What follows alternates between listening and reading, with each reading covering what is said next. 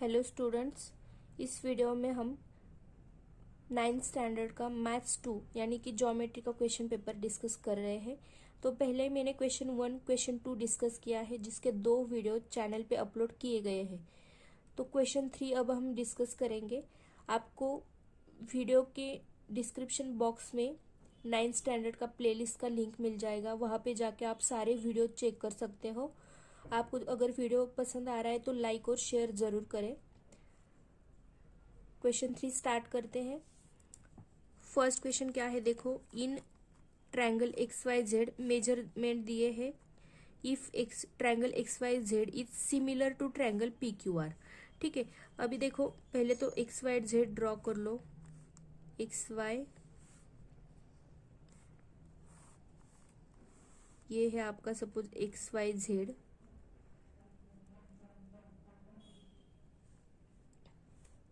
और ये है आपका ट्रायंगल पी क्यू आर।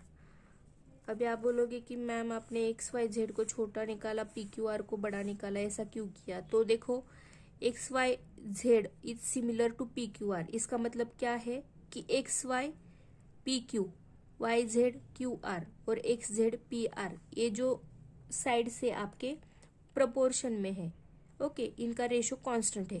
अभी देखो एक्स वाई और पी क्यू को कंपेयर करेंगे हम, एक्स वाई और पी क्यू को। ठीक है, तो एक्स वाई 4 दिया है, पी क्यू 8 दिया है, ओके। यानी कि आपकी एक्स वाई की लेंथ इतनी है तो पी क्यू की लेंथ उससे ज्यादा ही होंगी, बड़ी होंगी। ठीक है, तो इस हिसाब से मैंने पी क्यू आर को बड़ा निकाला है। ठीक है, अभी देखो find the length of remaining sides बोला है of triangle P Q R. X Y क्या है 4, वाई जेड कितना है 6, एक्स जेड कितना है 5, पी क्यू कितना दिया है 8। देखो, जब दो ट्रायंगल सिमिलर होते हैं, triangles X Y Z is similar to triangle P Q R बोला है यहाँ पे।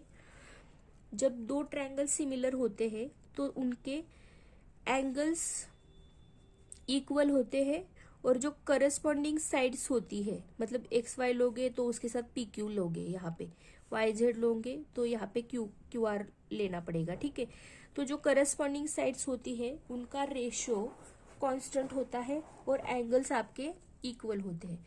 इसका मतलब क्या कि X Y divided by P Q is equal to Y Z divided by Q R is equal to X Z divided by P R. अगर आपको समझ में नहीं आ रहा कि कौन से लेटर्स लेने या कौन सी साइड किस साइड के साथ लेनी है, तो जो सिमिलर ट्रायंगल दिया है सीधा उसी को देख लो। पहले 2 लीटर्स लिए एक्स वाई, तो यहाँ के पहले 2 लीटर्स पी क्यू। मतलब मैं ये आपको ट्रिक बता रही हूँ याद रखने का। ठीक है, यहाँ पे दिया है ना आपको triangle X Y Z is similar to triangle P Q R, तो उसी हिसाब से लेना है। पहले 2 लेटर्स ले लिए, फिर वाई जेड ले लिया यहाँ का, तो यहाँ का क्यू आर लेना पड़ेगा, और फिर ये एक्स और जेड लिया तो यहाँ पे पी आर लेना पड़ेगा। ठीक है, ये जो रेशो होता है वो कांस्टेंट होता है, मतलब सेम होता है सबका। अभी जो भी वैल्यूज है हमारे पास वो यहाँ पे पुट करो। क्या है, 4 divided by P Q is equal to 6 divided by Q R is equal to क्या है 5 है एक्स जेड, और पी आर की वैल्यू पता नहीं है हमें, पी क्यू की वैल्यू पता है, सॉरी। तो यहाँ पे क्या आ जाएगा 8 आ जाएगा। ठीक है, 8। तो देखो हमें रेशो मिल रहा है यहाँ पे 4 1 जा 4, 4 2 जा 8। रेशो क्या मिल गया हमें यहाँ पे 1/2 इज इक्वल टू क्या है 6/QR is equal to 5/PR। अभी दो रेशो एक साथ ले लो, मतलब आपको QR की वैल्यू फाइंड करनी है, तो पहले इन दोनों को ले लो। तो ले लो यहाँ पे 1/2 is equal to 6 divided by QR। यहाँ पे रीजन क्या दोगे आप, ratio of corresponding sides of similar triangles is constant। ठीक है, क्या होता है, कांस्टेंट होता है। Ratio of corresponding sides of similar triangle is constant, इसलिए हमने क्या लिया, इस तरह से लिया। अभी क्या करो, क्यू आर की वैल्यू फाइंड करनी तो क्रॉस मल्टीप्लाई कर लो। क्यू आर से 1 को मल्टीप्लाई करो तो क्या हो जाएगा, क्यू आर आ जाएगा बस, और यहाँ पे 2 × 6, तो क्यू आर की वैल्यू मिल गया आपको 12। ठीक है, अभी क्यू आर की वैल्यू फाइंड कर ली। अब आप क्या लो, 1/2 = 5/PR लो। 1/2 = 5/PR, तो क्रॉस मल्टीप्लाई कर लो। PR से 1 को मल्टीप्लाई करोगे तो PR आएगा, और ये 5 × 2 करना पड़ेगा, तो PR = कितना आ गया, 10। इस तरह से हमें वैल्यूज मिल गई है। कितनी मिली वैल्यू, QR की वैल्यू है 12, PR की वैल्यू क्या है, 10। ठीक है, तो क्या बोला था, length of remaining side find करने को बोला था PQR की, जो आपको यहाँ पे मिल गई है।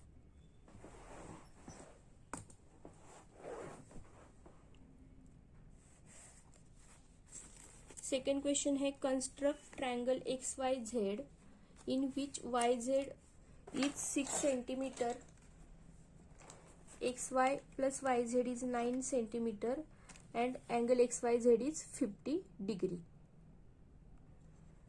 तो इस तरह का क्वेश्चन कैसे मतलब ट्रायंगल कैसे कंस्ट्रक्ट करते हैं, तो देखो स्टेप बाय स्टेप बताती हूँ आपको। कंस्ट्रक्ट करना है triangle XYZ in which YZ is 6 centimetre, XY plus YZ is 9 centimetre and angle XYZ is 50 degree. तो पहले जो भी साइड और एंगल दिया है वो तो ड्रॉ कर लो पहले। YZ इज 6 सेंटीमीटर, ठीक है, तो YZ निकाल लेते हैं हम।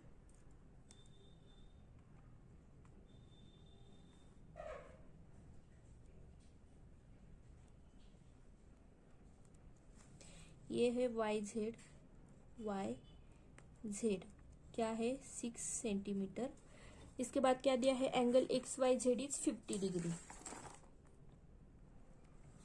एंगल XYZ यानी कि Y की जगह एंगल बन रहा है आपका, तो यहाँ पे कैसे निकालोगे आप, इस तरह से XYZ कितना है, 50 डिग्री, इस तरह से।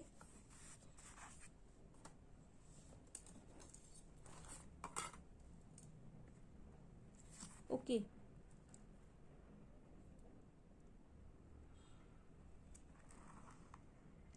तो ये जो एंगल बनाया है आपने, ये लाइन, एक लंबी लाइन ड्रॉ करनी है, लॉन्ग। ठीक है, इसके बाद आपको क्या लेना है, ये जो टोटल डिस्टेंस दिया है आपको XY प्लस XZ 9 सेंटीमीटर, तो ये डिस्टेंस ले लेना है आपको, 9 सेंटीमीटर डिस्टेंस लेना है कंपास में। तो मैं ले लेती हूँ 9 सेंटीमीटर डिस्टेंस।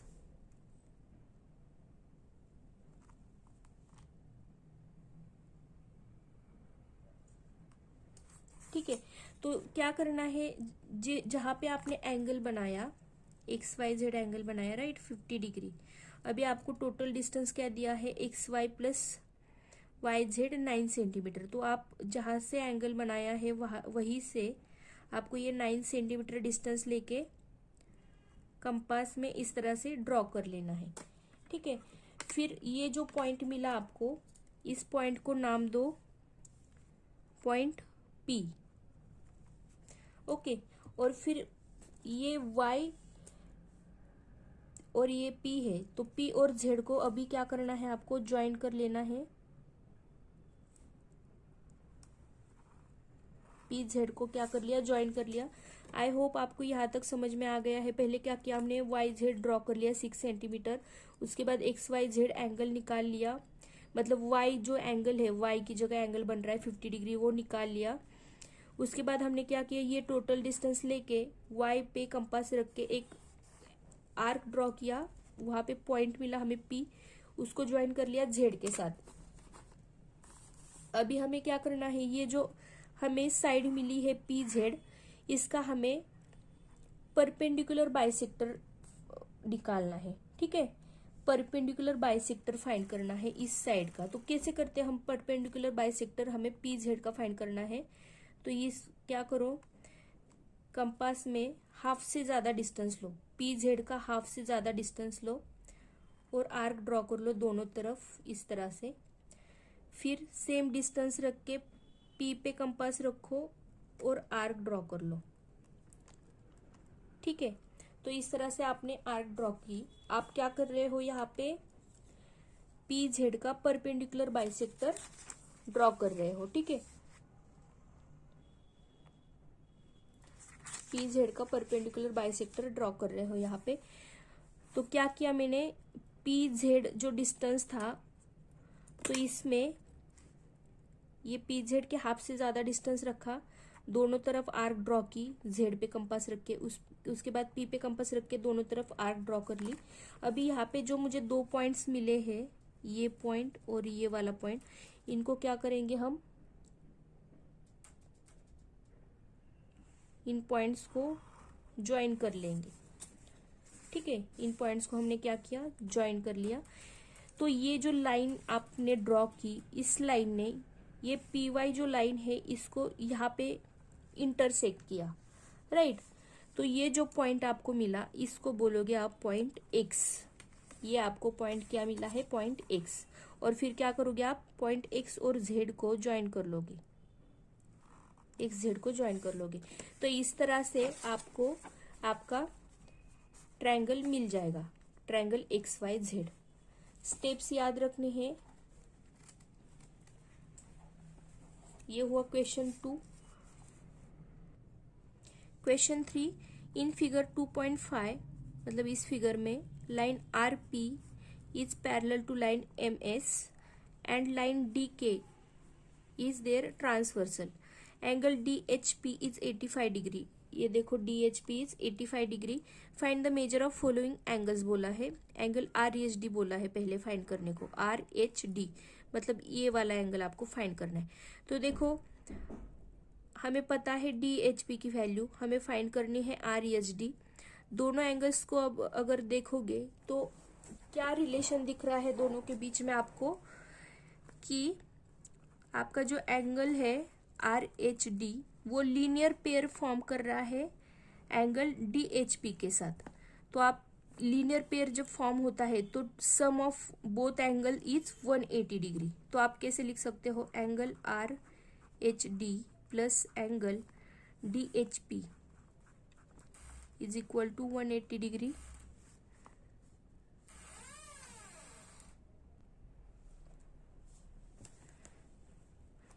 इसको रीजन क्या दोगे आप, एंगल्स इन लीनियर पेयर। ठीक है, ये क्या है दोनों, angles in a linear pair.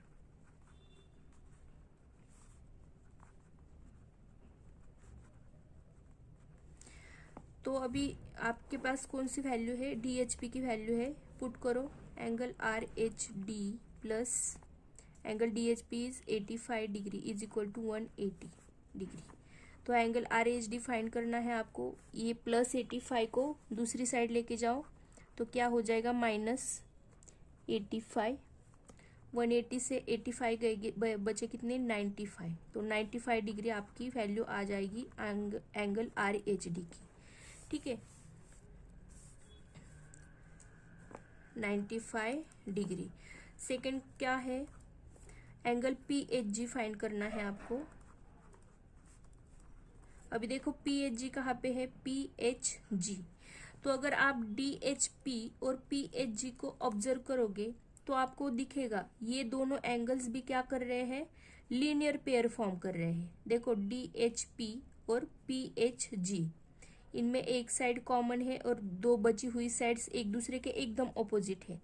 ठीक है, इस तरह से दिख रहा है ना आपको, इस तरह से डी एच पी और ये जी।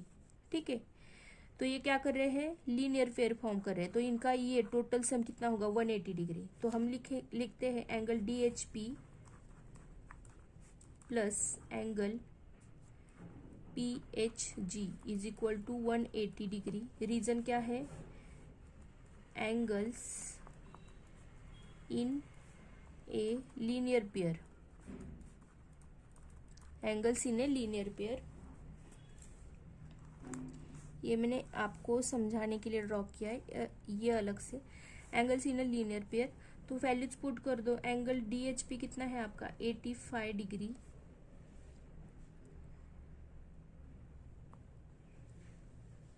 Plus angle P H G is equal to 180 degree. तो angle P H G find करना है तो 85 को इस साइड लेके आओ तो क्या हो जाएगा माइनस, तो क्या आ जाएगी वैल्यू आपकी 95 डिग्री। आप यहाँ पे और एक प्रॉपर्टी यूज कर सकते हो, opposite angles of triangle, sorry opposite angles are also equal. ठीक है, अगर दो लाइंस पैरेलल है और एक ट्रांसवर्सल ड्रॉ किया आपने, तो जो ऑपोजिट एंगल्स बनते हैं वो क्या होते हैं, इक्वल होते हैं। तो आप डायरेक्टली लिख सकते हो angle R H D is equal to angle P H G. और आर एच डी क्या आया था आपका, यहाँ पे देखो 95 मिला था आपको, इसलिए आपका एंगल पी एच जी भी क्या होगा 95 डिग्री। यहाँ पे क्या बोलोगे, ऑपोजिट एंगल्स आर इक्वल। ठीक है, तो इस तरह से दो वे है, इस वे से भी सॉल्व कर सकते हो, इस वे से भी सॉल्व कर सकते हो। थर्ड क्या है, देखो angle H G S find करना है, H G S, angle H G S. ठीक है, तो ऑब्जर्व कर लो डायग्राम। देखो एंगल एच जी एस और एंगल डी एच पी दोनों ऑब्जर्व करोगे आप तो आपको समझ में आएगा कि ये दो एंगल जो है वो करस्पॉन्डिंग एंगल्स है। तो corresponding angles are equal, corresponding angles of two parallel lines are equal in measure. Okay, तो angle H G S is equal to होगा angle D H P. Reason क्या है, करस्पॉन्डिंग एंगल्स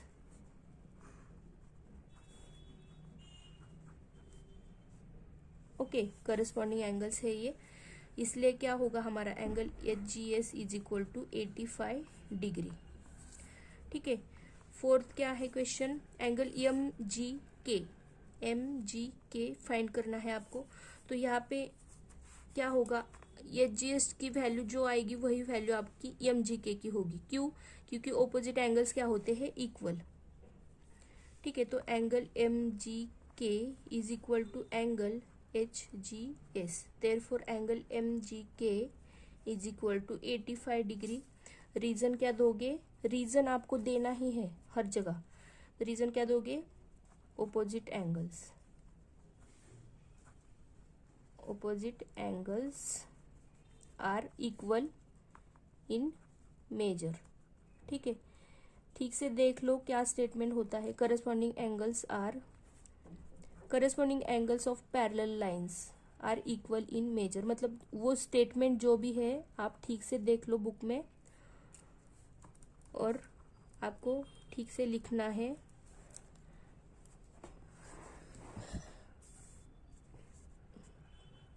तो ये होगा आपका solution for question 3। Last question है question 4।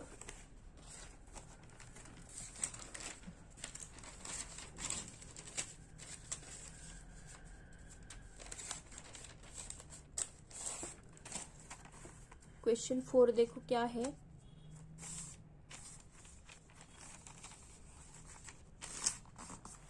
Observe the information shown in pairs of triangle given below, state the test by which the two triangles are congruent, write the remaining congruent parts of the triangles। ठीक है, triangle दिए है, triangle A B C and triangle P Q R.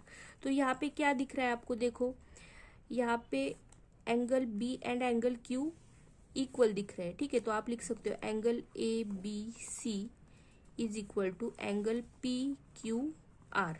ठीक है, उसके बाद आपको दिख रहा है side B C is equal to side Q R. तो लिखो segment D C is equal to segment Q R. और एक चीज यहाँ पे दिख रही है आपको, क्या angle C and angle R is equal. तो क्या लिखोगे आप, angle A C B is equal to angle P R Q. ठीक है, ये आपको कहाँ से पता चला, फ्रॉम डायग्राम। तो इस वजह से आप क्या बोल सकते हो, triangle A B C is congruent to triangle PQR by, देखो ये एंगल है, ये साइड है और ये एंगल है, angle side angle, by angle side angle test, ASA, angle side angle test. ठीक है, तो टेस्ट आपको पता चल गई। अभी जब दो ट्रायंगल्स कॉन्ग्रुएंट होते हैं तो उनके सारे साइड्स और सारे जो एंगल्स होते हैं वो भी कॉन्ग्रुएंट होते हैं। ठीक है, तो क्या बोला है यहाँ पे, right the remaining congruent parts of the triangle. तो क्या है remaining parts of the triangle, ये एंगल हमने लिख लिया है, ये साइड भी लिख लिए, तो बचा हुआ एंगल कौन सा है, एंगल ए, एंगल पी। तो लिखो angle BAC is congruent to angle QPR। ठीक है, ये एक हुआ। हम क्या लिख रहे हैं, रिमेनिंग कॉन्ग्रुएंट पार्ट्स लिख रहे हैं। ये फर्स्ट पार्ट हुआ। सेकेंड क्या है, देखो ये साइड लिख सकते हैं हम, side AB and side PQ। तो segment AB is congruent to segment, अब AB को PQ के साथ ही लिखना है, जस्ट बिकॉज इस डायग्राम में इस साइड में AB PQ है इस वजह से नहीं, यहाँ पे B पे एंगल जो बन रहा है वही Q पे बन रहा है। ठीक है, और angle A congruent to angle P है, इसलिए हमने side AB congruent to side PQ लिया। सारी चीजें मैच होनी चाहिए। और थर्ड क्या है, बची हुई साइड AC एंड PR, तो segment AC is congruent to segment PR। तो इस तरह से क्या लिखेंगे हम, बची हुई साइड्स, इसे क्या रीजन देंगे हम, corresponding angles of congruent triangle, congruent triangle. ठीक है, और ये दो क्या है, corresponding sides, corresponding sides of congruent triangles। ठीक है, तो इस तरह से